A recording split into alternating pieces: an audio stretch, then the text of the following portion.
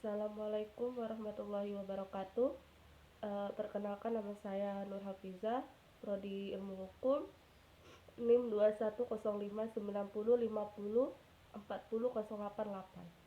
Di sini saya akan menjawab UTS pengantar sosiologi. Jelaskan apa yang dimaksud dengan stratifikasi sosial. Berikan definisi menurut para ahli, lalu bagaimana pendapat saudara? Stratifikasi sosial merupakan pergolongan kelompok masyarakat dalam berbagai tertentu. Menurut etimologi bahasa, stratifikasi berasal dari bahasa Yunani, yakni stratum, yang berarti lapisan. Menurut pakar ahli, stratifikasi sosial menurut Pitirim Sorokin adalah perbedaan penduduk atau masyarakat ke dalam lapisan-lapisan kelas secara bertingkat. Pitirim A. Sorokin dalam karangannya yang berjudul Social Stratification mengatakan bahwa sistem lapisan dalam masyarakat itu merupakan ciri yang tepat dan umum dalam masyarakat yang hidup teratur. Adapun stratifikasi sosial menurut Dr. Robert M.Z. Lawang adalah pergolongan orang-orang yang termasuk dalam suatu sistem sosial tertentu ke dalam lapisan-lapisan hierarkis menurut dimensi kekuasaan. Menurut saya, stratifikasi sosial memiliki dampak yang positif dan negatif. Seperti positifnya, setiap orang yang berusaha ataupun semakin giat belajar untuk menaikkan stratanya, karena dengan strata yang lebih tinggi dari sebelumnya maka kedudukan mereka jadi lebih baik. Yang negatifnya, terjadinya konflik-konflik dari antar generasi ataupun adanya persaingan antara kelas sosial yang sama. Pertanyaan kedua, jelaskan stratifikasi sosial yang ada di lingkungan tempat tinggalmu dan berikan contohnya. Stratifikasi terjadi dari kata dasar strata yang diartikan sebagai tingkatan. Secara konsep, stratifikasi sosial merupakan perbedaan anggota masyarakat secara vertikal atau hierarkis. Sebagai contoh, pada masyarakat perkotaan, seseorang yang memiliki jabatan tinggi pada sebuah perusahaan dan dibayar dengan gaji tinggi cenderung mendapatkan penghargaan lebih dan dianggap lebih terpandang sehingga ia dikelompokkan sebagai kelas atas. Masyarakat yang berbeda merincikan pembagian kelas sosial yang berbeda pula. Contoh lain, dalam konteks masyarakat perdesaan, luas sawah yang dimiliki individu biasanya dijadikan dasar penentuan kelas sosial tertentu. Pertanyaan ketiga, jelaskan apa yang dimaksud dengan perubahan sosial. Kemukakan dua definisi para ahli.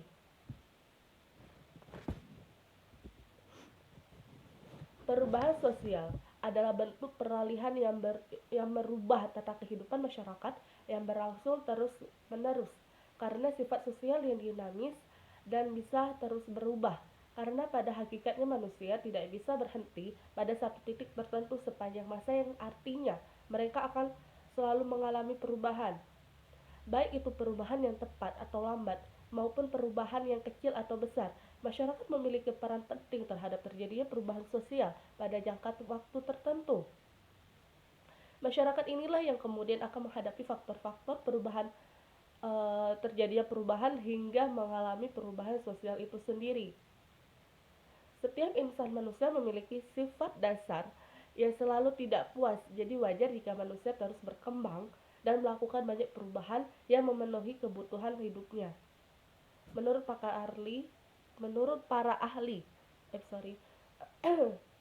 Kingsley Davis menekankan bahwa perubahan sosial itu sebagai wujud perubahan yang terjadi dalam struktur dan fungsi suatu masyarakat.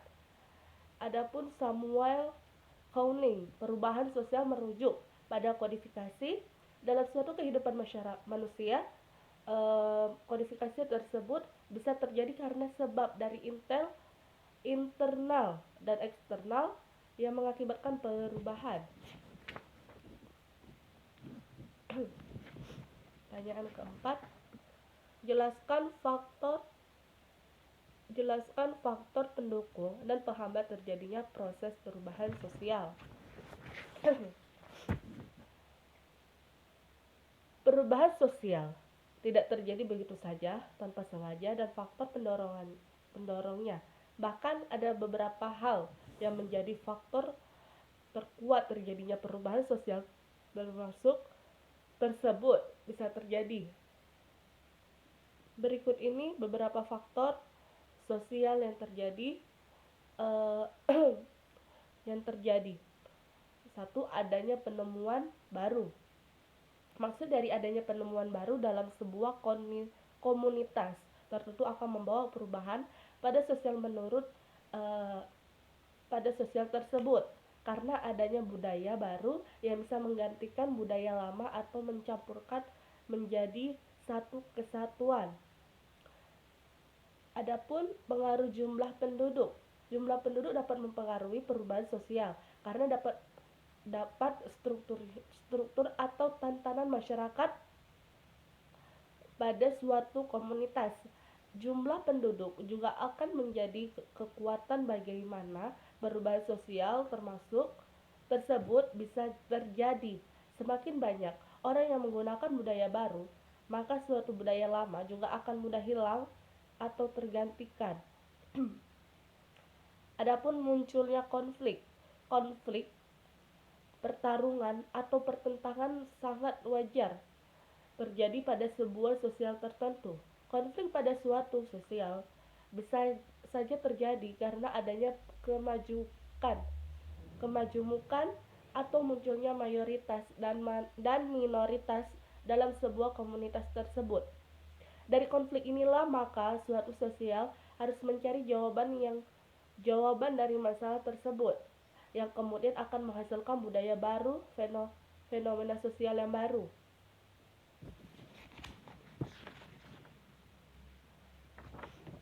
Adapun terjadinya revolusi atau pemberontakan juga bisa mempengaruhi terjadinya perubahan sosial karena fenomenanya ini menjadi tanda adanya hal baru yang harus dilakukan. Misalnya karena telah terjadi perang atau bencana alam. Adapun keterbukaan pada lapisan masyarakat. Keterbukaan pada lapisan masyarakat bisa menjadi faktor terjadinya perubahan sosial. Karena kehadiran tipe masyarakat sangat mempengaruhi atau berpengaruh dalam merespon suatu hal yang baru. Masyarakat yang berpengaruh adalah merupakan atau mereka yang memiliki keterbukaan dan open terhadap hal-hal baru sehingga mudah menerima perubahan tersebut. Dengan adanya masyarakat yang selalu mengalami perubahan, maka perubahan sosial juga selalu berkembang dan diperbaharui. Hal ini juga dibahas pada buku Sosiologi Perubahan Sosial oleh John Scott. Adapun motivasi berprestasi. Masyarakat yang memiliki motivasi untuk berprestasi berarti memiliki keinginan untuk maju dan berkembang. Maka hal ini dapat membuat suatu komunitas lebih terbuka dan open pada hal-hal baru karena memiliki kesadaran untuk berubah menjadi lebih baik. Faktor ini dapat memberikan dampak positif bagi perubahan sosial yang terjadi di tengah-tengah masyarakat. Adapun sistem pendidikan maju berbicara tentang perubahan sosial, maka tidak bisa dijauhkan dari faktor pendidikan yang berperan penting dalam terjadinya perubahan sosial. Tolak ukurnya pendidikan terus mengalami perkembangan, maka pendidikan pula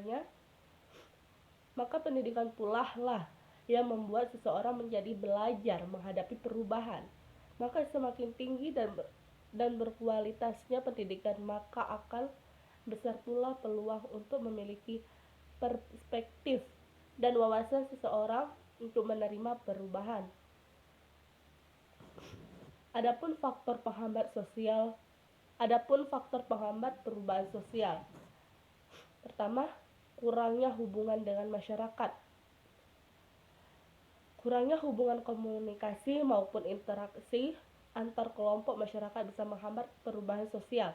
Alasannya karena menjadi statis sehingga tidak memudahkan perubahan-perubahan baru di masyarakat. Kedua, perubahan ilmu pengetahuan yang lambat. Faktor ilmu pengetahuan yang lambat atau antipati terdapat ilmu-ilmu baru juga mempengaruhi perubahan sosial. Dengan kurangnya ilmu pengetahuan, masyarakat kemudian menjadi stagnat sehingga kebudayaan tidak berkembang. Ketiga, pemikiran masyarakat yang masih tradisi. Maksudnya pemikiran masyarakat dan enggan membuka pada perubahan baru, menjadi masyarakat tidak berkembang.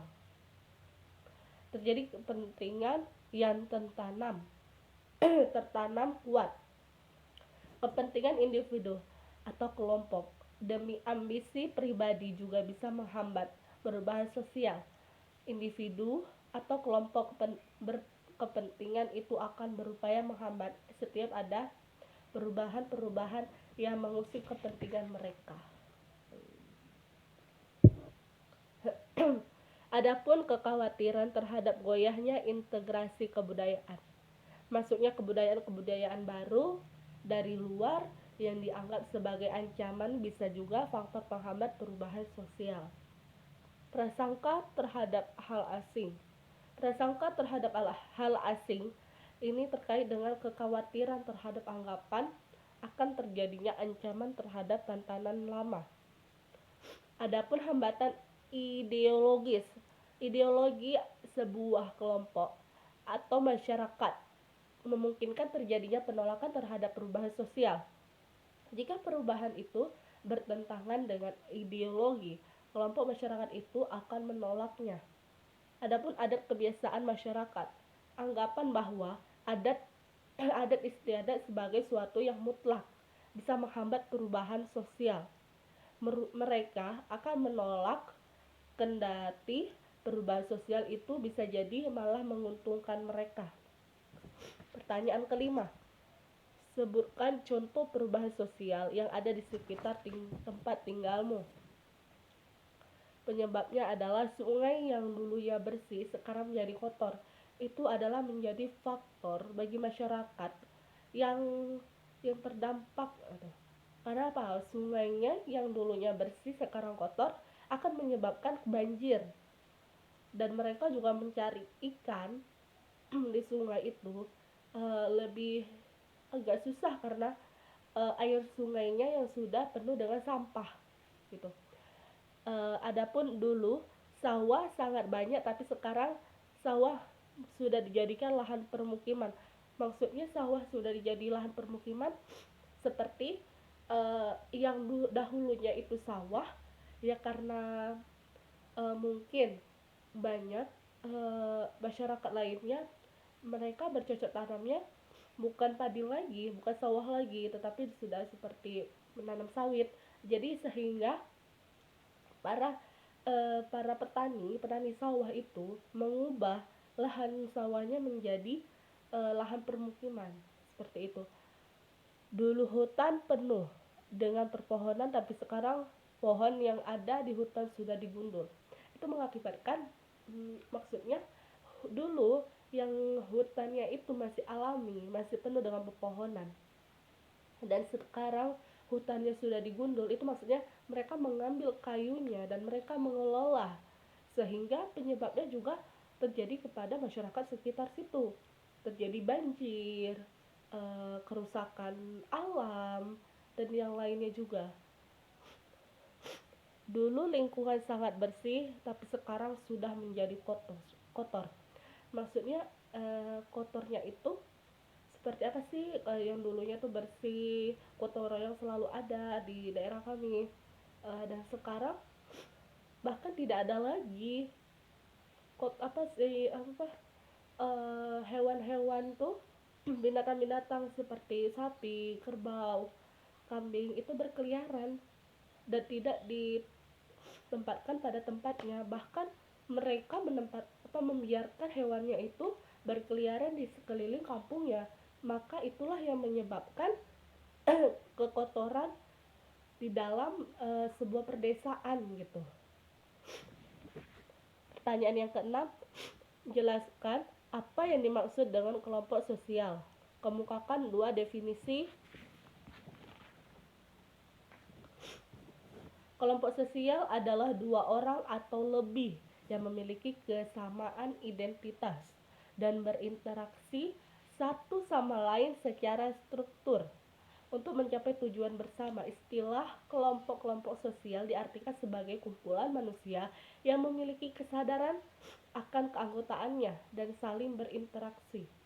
Menurut para ahli, Sir Jono Soukarto, kelompok sosial adalah himpunan atau kesatuan-kesatuan manusia yang hidup bersama karena saling berhubungan di antara mereka secara timbal balik dan saling mempengaruhi. Yang kedua, Paul B. Horford menjelaskan bahwa kelompok sosial adalah kumpulan manusia yang memiliki kesadaran akan keanggotaannya dan saling berinteraksi. Pertanyaan yang ketujuh,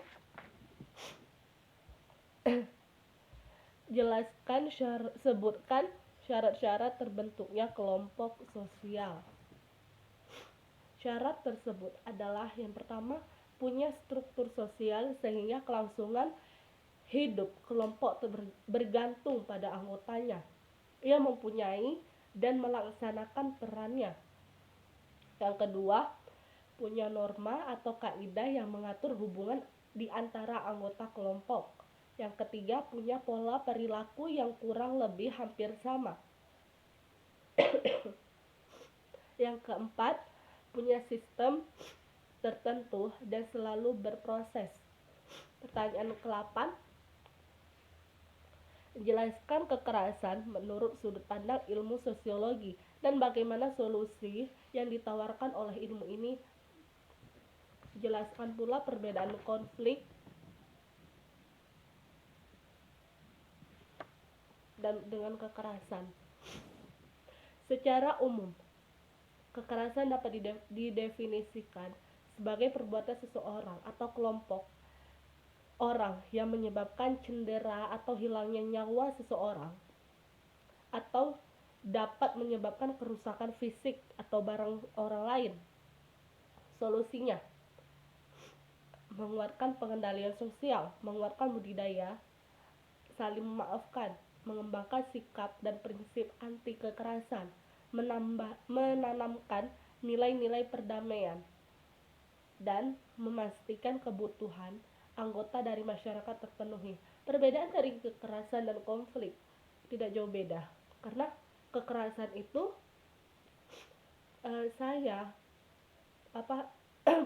perbuatan saya melakukan kekerasan terhadap, misalnya terhadap adik saya, seseorang atau sekelompok gitu, ataupun dengan satu orang dan berkelompok gitu, itu bisa juga menjadikan sebuah kekerasan. Dan konflik itulah yang membuat mereka menjadi berani atau menjadi suatu kekerasan yang mereka peroleh, yang mereka buat karena konflik itu, karena mungkin mereka adanya konflik sebelumnya, entah itu konflik tentang apa yang menjadikan kekerasan ke depannya, seperti itu. Pertanyaan ke-9, jelaskan apa yang dimaksud dengan perdamaian menurut sudut pandang sosiologi. Tujuan utama resolusi konflik adalah terciptanya perdamaian. Pada dasarnya tidak ada manusia yang ingin terlibat terus di dalam konflik. Setiap manusia pastinya menginginkan terciptanya perdamaian, dan perdamaian adalah suatu kondisi di mana masyarakat bisa hidup secara berdampingan meskipun masyarakat tersebut mempunyai perbedaan. Jadi perdamaian itu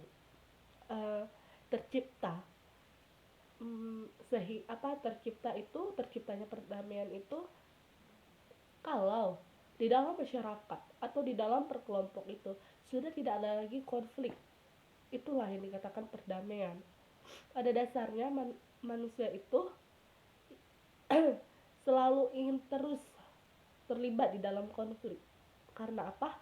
Mereka tidak ingin berdamai, mereka tidak wawasan mereka tidak luas, mereka tidak berpikir ke depannya bagaimana, sehingga mereka mempunyai potensi udahlah saya konflik aja, saya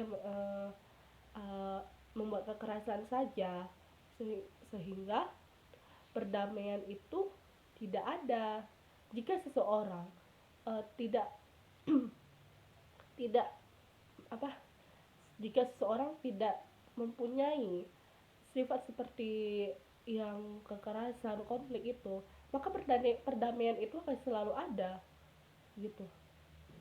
Terima kasih telah mendengarkan penjelasan saya. Sekian dari saya. Assalamualaikum warahmatullahi wabarakatuh.